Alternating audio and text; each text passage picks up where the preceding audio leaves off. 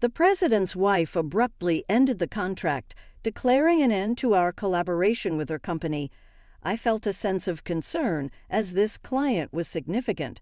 But then, a brilliant idea came to me. Confidently, I responded that we would no longer deliver to her. Later, the president's wife returned, her face showing evident shock.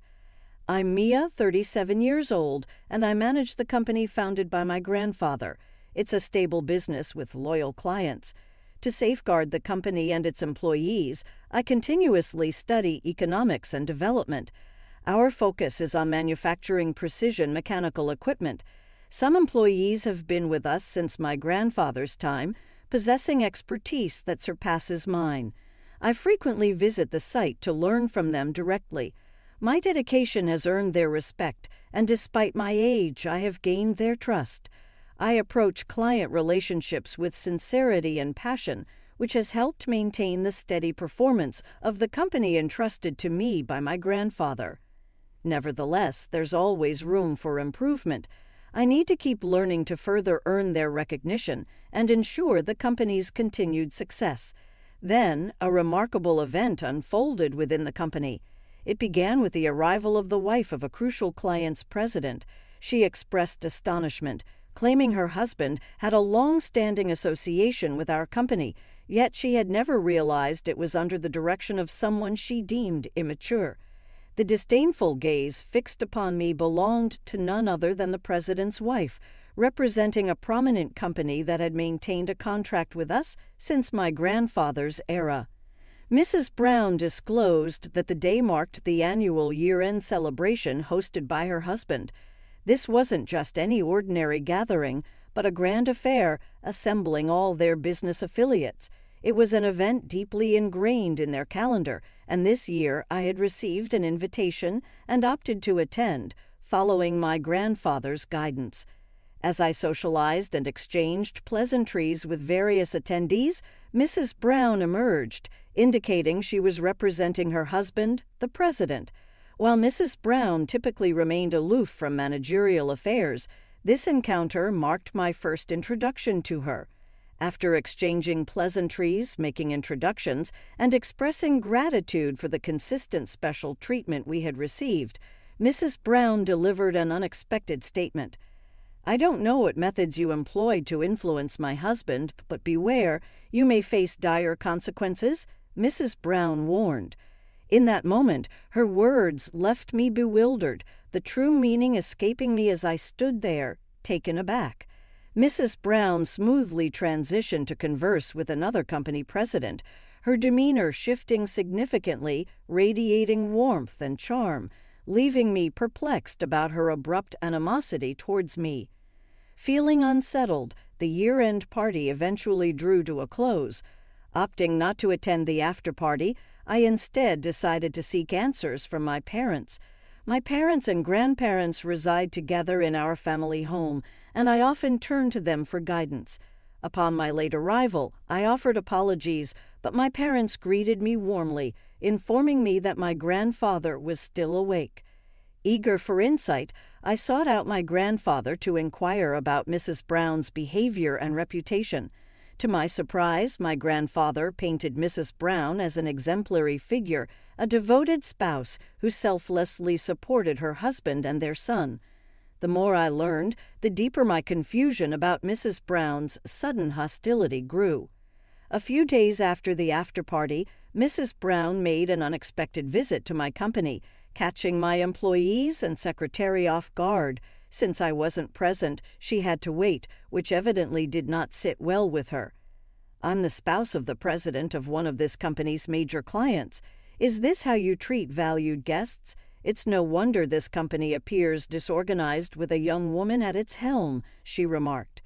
From my perspective, Mrs. Brown's unannounced visit was the unreasonable action, but unfortunately I wasn't there to voice my opinion. Instead, my secretary bore the brunt of Mrs. Brown's frustration. By the time I returned, Mrs. Brown had departed, leaving a message with my secretary that she intended to return to offer a proper apology. Consequently, I scheduled a meeting with her for a later date. Upon entering the president's office, I anticipated encountering the president himself, only to be surprised by Mrs. Brown occupying the president's chair, exuding an air of superiority. I initiated the conversation by extending my apologies for my absence during her previous visit and expressed my willingness to address any concerns she had. What ensued was a revelation from Mrs. Brown that caught me off guard.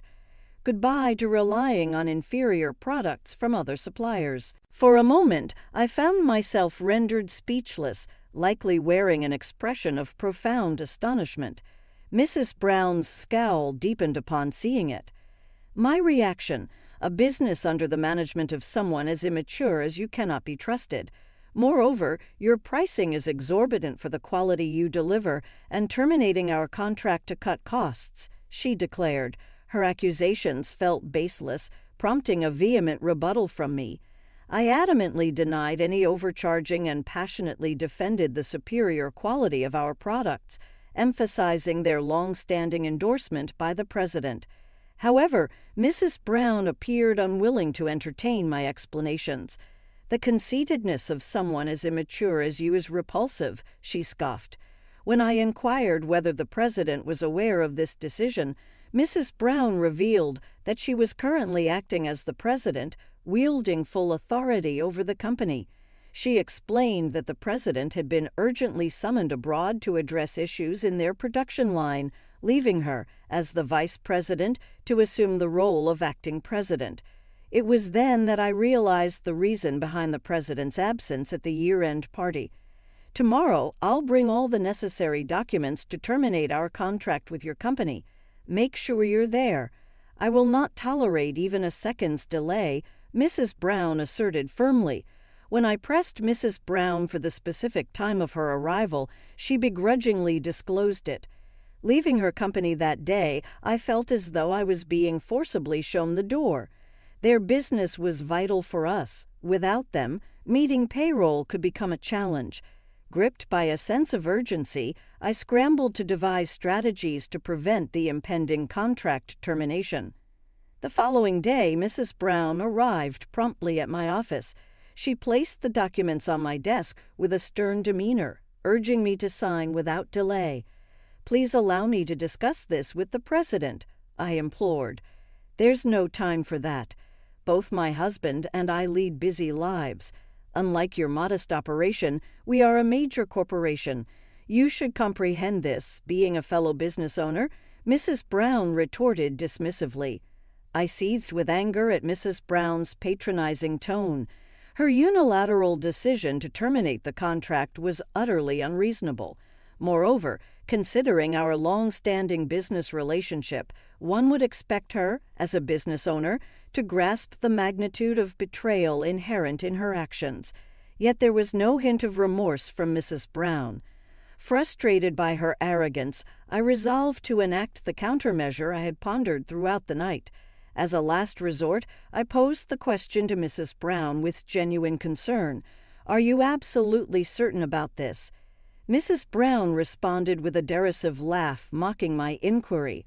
Observing her reaction, I couldn't help but smile. "Understood. We will cease all deliveries to your company," I affirmed. Briefly, Mrs. Brown displayed a flicker of hesitation at my swift acquiescence, but as soon as she witnessed me affixing my signature to the contract, she wore a triumphant smile, evidently satisfied. "Thank you. Our business dealings are now officially concluded," she declared with an air of self-satisfaction. Mrs. Brown departed, and as she exited, both my secretary and I bowed respectfully, concealing our inner amusement. I couldn't help but think that she should have scrutinized the documents more carefully. Once she was out of sight, I promptly composed a concise email to Mrs. Brown's husband, expressing appreciation for all past collaborations. I surmised that this alone would likely suffice for the president to discern the situation. Shortly thereafter, a call was received at my company. "Good day.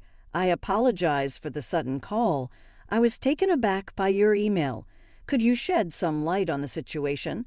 I'd appreciate a discussion, if possible, perhaps in person," the president requested. To the president's request, I casually assented. Certainly that can be arranged. A week later, the president arrived at my office, visibly uneasy. Accompanying him was Mrs. Brown, her expression reflecting evident displeasure. After formal greetings and light conversation, the president wasted no time inquiring about the contents of my email.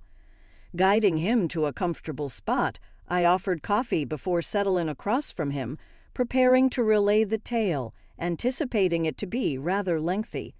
Before delving into the sequence of events, I explained, Mrs. Brown abruptly terminated our contract, and I felt it appropriate to express gratitude to the president for years of support before bidding farewell. As I candidly voiced my frustration, the president's complexion turned pale, and he swiftly extended a heartfelt apology. Mrs. Brown, visibly surprised, accompanied him with sweat glistening on his brow. The president apologized earnestly. Mrs. Brown, unsettled by his demeanor, stood beside him, her voice sharp as she rebuked him. "What are you doing apologizing to this inexperienced girl? Cease this immediately." Disregarding Mrs. Brown's objections, the president compelled her to offer an apology. Then, stealing a glance at his wife, he implored me, "Please reconsider terminating the contract. Our company depends heavily on yours. Losing your partnership would be a significant blow to us." He continued to apologize profusely. Mrs. Brown, glaring at her husband, directed her dissatisfaction toward me. "Even without this small company, our business won't suffer. I've already secured contracts with overseas firms to fill the gap. What's the issue?" Maintaining her assertive stance, Mrs. Brown's attitude left me sighing in frustration. Witnessing my reaction, the president was taken aback, then erupted into fury, scolding Mrs. Brown vehemently, "You're clueless. How could you act without considering the consequences? We've maintained a loyal relationship with this company for 40 years. Do you grasp the significance of that?" Mocking the president's sentiment, Mrs. Brown fired back. "So what? I'm not sentimental about old ties. Ending our association with this company will cut costs and enable us to lower our prices, gaining an edge over competitors. It's beneficial." The president's frustration escalated upon hearing Mrs. Brown's retort. "Allowing you to act as president was a mistake," he bellowed, his regret palpable as Mrs. Brown smirked triumphantly in response. In the midst of their confrontation, Mrs. Brown's phone interrupted with a persistent ring. "I'm occupied at the moment," she snapped irritably into the phone. However, her demeanor swiftly shifted from annoyance to panic and bewilderment. "Hold on, what's happening?" With a sense of anticipation, I waited until Mrs. Brown concluded the call before inquiring, "Is everything all right?" Mrs. Brown, visibly overwhelmed, began to articulate her distress. "The overseas company we relied upon has encountered a 3-week delay, and the products received are of subpar quality." Unable to suppress a mocking laugh, I replied, "Such setbacks are unsurprising. Our precision mechanical equipment possesses unique attributes that other companies simply cannot replicate."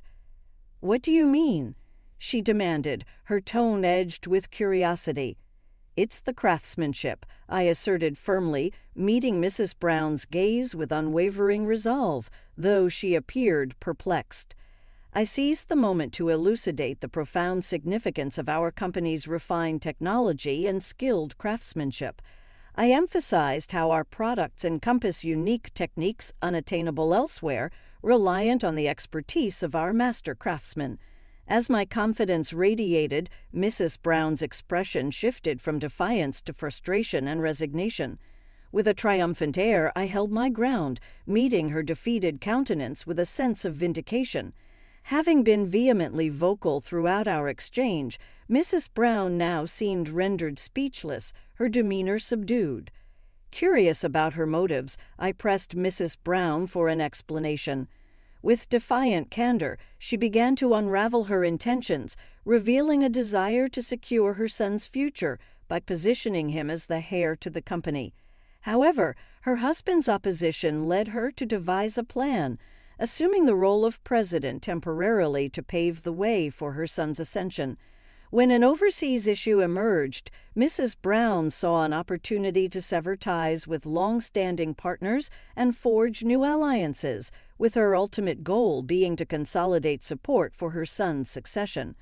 Unfortunately for her, my company stood as an obstacle to her scheme. She had sought alternative suppliers, but faced setbacks until now. Mrs. Brown's glare bored into the president, who sighed heavily, clearly exasperated. "You truly don't grasp the situation. Our son has no interest in inheriting this company." Mrs. Brown's shock was palpable as the president proceeded to disclose their son's true aspirations. "Our son has expressed a passion for agriculture, not business. He set his sights on attending agricultural college, not pursuing economics. That's why I kept it concealed, considering my brother's interest in assuming management." "It can't be," Mrs. Brown murmured, disbelief etched on her face. "It is. Take a look at this," the president urged, displaying his mobile phone. A message from their son, brimming with excitement about his acceptance into agricultural college, accompanied by a snapshot presumably taken on campus, was presented. Witnessing the evidence, Mrs. Brown's resolve faltered, and she sank to the floor in defeat. Turning to me with a plea tinged with desperation, the president implored, "Please, I'll devote myself to making amends for this misstep. Can we reopen negotiations on the contract?"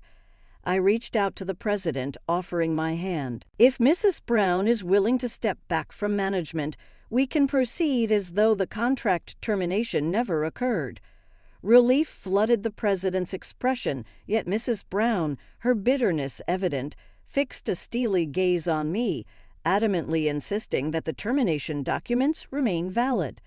I refused to retract the contract termination. It was all for the sake of my son assuming the presidency. Mrs. Brown's stubbornness was palpable. With a heavy sigh, I suggested she review the contract documents once more. Motioning to my secretary, I requested the copy provided by Mrs. Brown. "Please observe the signature area." I directed her attention to a spot outside the designated section where my signature was positioned. Mrs. Brown, taken aback, hesitated. "Doesn't this render the contract termination invalid?" Admittedly, it was an oversight on my part to sign in the wrong place. However, Mrs. Brown, you overlooked it as well, leaving us on equal footing, wouldn't you agree? Mrs. Brown remained silent, contemplating the revelation.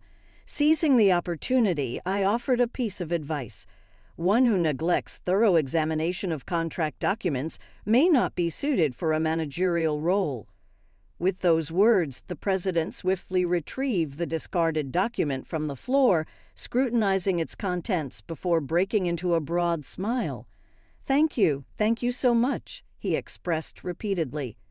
As the president expressed his gratitude, Mrs. Brown, seated beside him, wore a somber expression. Later, I found comfort in securing the crucial contract and earned my grandfather's praise for safeguarding our employees' future. However, it emerged that Mrs. Brown had severed ties with other companies, prompting the president to offer widespread apologies. I assisted him in explaining the situation to these companies, providing support as needed. Fortunately, they were receptive, aiding in the recovery of the president's company. Due to the turmoil, Mrs. Brown was removed from the management team, held accountable for nearly jeopardizing the company, and faced the prospect of divorce from the president. Despite her resistance, the president, feeling betrayed, showed her no mercy. Their son ultimately found freedom from his mother's influence, pursuing his agricultural studies with unwavering determination. For my company, the outcome was transformative. We not only gained favor with a major corporation, but our reputation flourished, leading to a surge in new contracts. Our sales soared, exceeding even my grandfather's achievements, and our employees rallied behind us more passionately than ever, dedicated to continuous growth and improvement, similar to the previous leader.